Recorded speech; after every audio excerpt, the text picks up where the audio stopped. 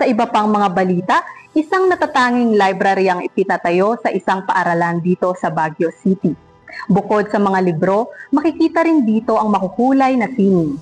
Tinawag na Hook on Books, get hooked sa report ni PIA intern Clarissa Osyang.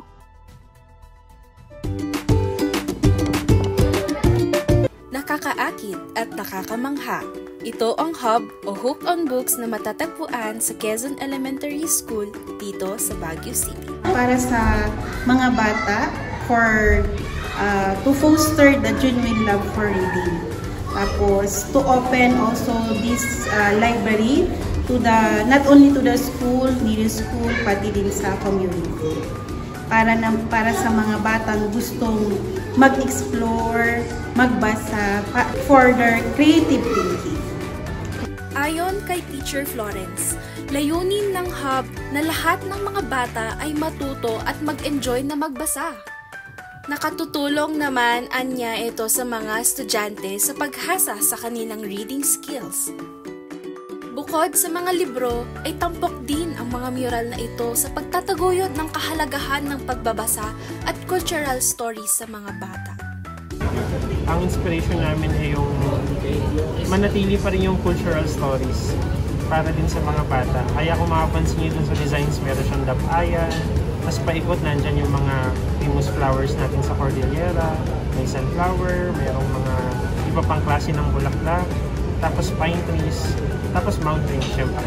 Saka syempre kung gaano kaganda yung mga tanawin sa atin dito, in-incorporate din po natin dun sa loob ng hub.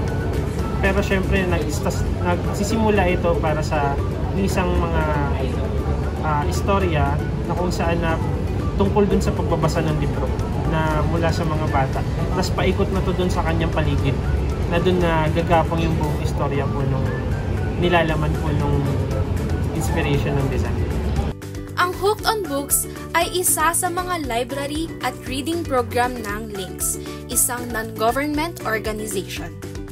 Ang ginagawa namin is we build libraries, we refurbish and make beautiful, innovative libraries in classrooms of public schools.